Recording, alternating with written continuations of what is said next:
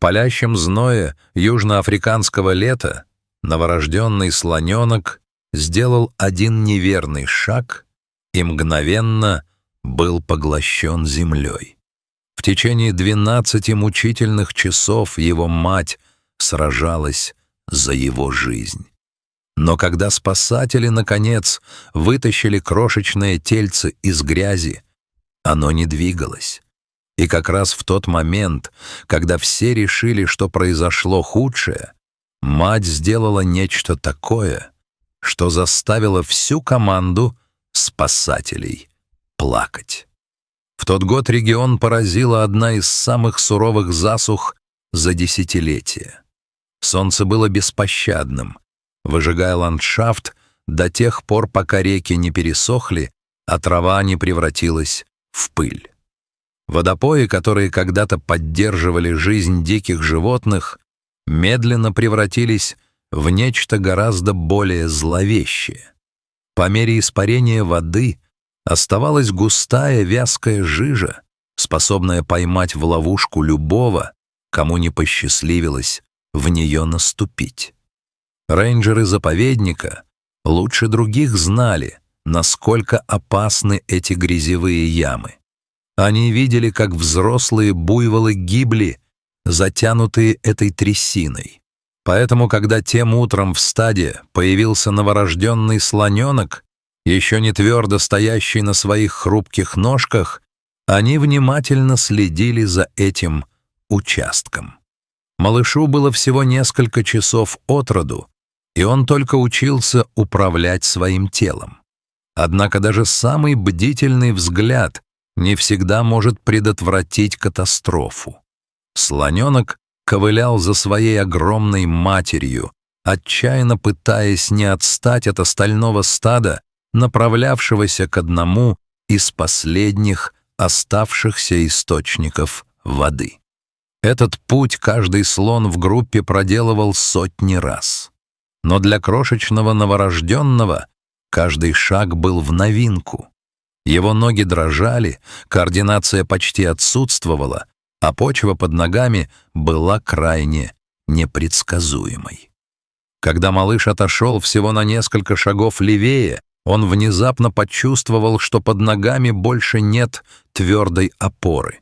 Прежде чем кто-то успел среагировать, он провалился. Грязь затянула его с неестественной скоростью и силой. Через секунды слоненок оказался по грудь в густой серой жиже. С каждым паническим движением трясина затягивала его все глубже. Это было похоже на зыбучие пески, и крошечное существо угодило в самый центр ловушки. Мать заметила это мгновенно. Она развернулась со скоростью, невероятной для животного ее размеров, и бросилась к краю ямы. То, что последовало за этим, было одним из самых душераздирающих проявлений материнского отчаяния, которые когда-либо видели сотрудники заповедника. Она погружала хобот глубоко в грязь, обхватывала тельце своего малыша и тянула изо всех сил. Но грязь была неумолима. Как бы сильно она ни старалась, трясина не отпускала добычу. Казалось, сама земля борется с ней за ее ребенка. Это продолжалось часами. Массивная мать отказывалась сдаваться, даже когда усилия начали сказываться на ее теле. Кожа на хоботе была стерта до крови от постоянного трения о грубую зернистую грязь.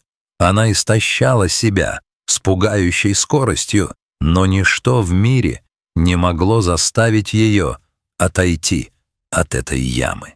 Остальное стадо собралось вокруг в знак солидарности. Они издавали низкие скорбные звуки, пытаясь утешить обезумевшую мать, но почти ничего не могли сделать. Грязь забрала малыша и не собиралась отдавать его без боя. Когда солнце начало клониться к горизонту, ситуация стала еще более угрожающей. Запах беды разнесся по сухой равнине, и его не могли не заметить. Прайд львов вышел из кустов и собрался на краю поляны, устремив взгляды на крошечное животное, медленно исчезающее в земле. Львам не нужно было ничего делать, им оставалось только ждать. В дикой природе попавший в ловушку детеныш — легкая добыча, и каждый хищник в округе это знал. Львы сидели терпеливо, наблюдая за все более неистовыми усилиями матери холодными, расчетливыми глазами. Прошло 12 мучительных, жестоких часов с момента, как слоненок провалился в грязь. К тому времени, как на следующее утро на место прибыли рейнджеры парка, ситуация была критической. Мать была на грани полного эмоционального истощения. Она была обезвожена, измучена и держалась только на чистом материнском инстинкте. Но возникло серьезное осложнение. Когда подъехали спасательные машины, мать не увидела в них помощь. Она увидела в них новую угрозу. Без предупреждения она пошла в атаку. 4-тонная мать в слепой ярости бросилась на машины, трубя так громко, что эхо разносилось по окрестным холмам. Она не могла отличить людей, пришедших спасти ее ребенка, от львов, ждущих момента, чтобы его съесть. В ее сознании все, что приближалось к яме, было врагом. Рейнджеры встали перед невозможным выбором. Они не могли подойти к пленному слоненку, пока мать была в таком состоянии. Она бы раздавила любого. Но если не действовать быстро, малыш либо задохнется в грязи, либо львы в конце концов нападут. Им пришлось сделать самый тяжелый выбор за все время операции — отогнать мать. С помощью вертолетов и оглушительных сирен команда вытеснила огромную, убитую горем слониху обратно в заросли, подальше от ее умирающего малыша. Это казалось предательством худшего рода, и каждый рейнджер чувствовал тяжесть этого решения. Мать боролась до последнего, трубя в мучительной ярости. В конце концов шум стал невыносимым, и она скрылась за деревьями, хотя ее крики все еще разносились по долине. Началась самая опасная часть. Был вызван тяжелый экскаватор, чтобы откопать грязь вокруг слоненка. Это была ювелирная работа. Одно неверное движение огромным стальным ковшом, и хрупкий череп малыша был бы раздавлен мгновенно. Оператор работал с хирургической точностью, снимая слой земли дюйм за дюймом, пока время неумолимо уходило. Работники слышали тошнотворный звук чавкающей грязи. Сопротивление было невероятным. Трясина вцепилась в маленькое тело так, будто никогда не собиралась его отпускать. Потребовалась вся механическая мощь экскаватора и усилия 3 мужчин, тянущих вручную, чтобы, наконец, разорвать этот смертельный захват. Когда слоненка, наконец, вырвали из земли, облегчение длилось всего секунду. Малыш не двигался. Он лежал в пыли, как сломанная игрушка, полностью покрытый толстой серой коркой грязи, которая уже начала запекаться на жаре. Он выглядел безжизненным. У команды опустились руки. Казалось, после всего сделанного они опоздали. Тишина была оглушительной. Но рейнджеры не из тех людей, которые легко сдаются. Они немедленно начали реанимацию, выливая галлон за галлоном драгоценной воды на потрескавшуюся кожу малыша. Они энергично растирали его крошечные конечности, отчаянно пытаясь восстановить кровообращение. 20 минут — и ничего. Ни звука, ни движения. только душераздирающая неподвижность. Некоторые из спасателей отвернулись, не в силах больше на это смотреть. Но затем, когда всякая надежда, казалось, была потеряна, произошло нечто едва заметное. Крошечное ушко дернулось. Это было почти незаметно, лишь легкое движение, но этого было достаточно, чтобы один из рейнджеров закричал и указал пальцем. Затем зашевелился хобот. Совсем немного, но зашевелился. Команда удвоила усилия. Еще больше воды, растираний и слов поддержки, как будто крошечное существо могло услышать их волю к жизни. И тогда, с дрожащим, мучительным усилием, которое, казалось, потребовало последних капель сил в его истерзанном теле, слоненок приподнялся. Он шатался. Его качало из стороны в сторону. Казалось, он вот-вот упадет обратно, но он устоял. Он стоял на ногах.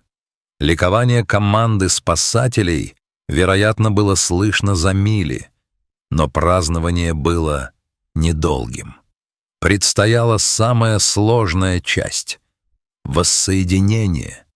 Им нужно было вернуть малыша матери, которая была травмирована, напугана и прогнана теми самыми людьми, которые теперь пытались ей помочь. Не было никакой гарантии, что она не нападет. Сирены смолкли. Вертолеты приземлились. Рейнджеры отступили на безопасное расстояние и стали ждать. Несколько долгих, напряженных минут ничего не происходило. Буш затих. Затем из-за деревьев показался знакомый силуэт. Мать вылетела на полной скорости. Она направилась прямо к своему малышу. Достигнув его, она немедленно начала обследовать его хоботом. Обнюхивала, касалась, проверяла, жив ли он. Слоненок в ответ прижался к ее массивной ноге, и звук, который он издал, заставил взрослых мужчин плакать. А затем мать сделала нечто поистине удивительное. Она повернулась в сторону группы рейнджеров, стоящих в отдалении. Вместо того, чтобы атаковать или яростно трубить, она полностью затихла. Она вытянула хобот в сторону людей и плавно повела им в воздухе в их направлении. Сотрудники замерли в потрясенном молчании. Свидетели позже описывали этот жест как нескрываемую благодарность. Это мощное существо, которое еще несколько часов назад бросалось на них в слепой ярости, теперь обращалось к ним с чем-то, что можно было назвать только словом «спасибо». Она каким-то образом поняла, что именно эти люди спасли жизнь ее ребенку. Рейнджеры не смели пошевелиться. Они просто стояли, и слезы катились по их запыленным лицам. Они смотрели, как мать осторожно ведет своего шатающегося малыша обратно к ждущему стаду. Остальные слоны окружили пару, тихо ракоча и приветствуя возвращение маленького члена семьи. Когда стадо медленно скрылось в золотом свете заходящего солнца, львы, ждавшие на краю поляны, ускользнули обратно в тени. Их легкий обед уходил от них на 4 крошечных, неустойчивых ножках. Сотрудники парка смотрели до тех пор, пока последний слон не исчез из виду, и только тогда позволили себе вздохнуть. Это было спасение, которое испытало каждого из них физически и эмоционально. Но в конце концов они дали новорожденному слоненку второй шанс на жизнь. А взамен получили нечто гораздо более редкое, чем любая медаль за спасение, благодарность матери-слонихи. И это, по их общему мнению, стоило каждой секунды пережитого ужаса.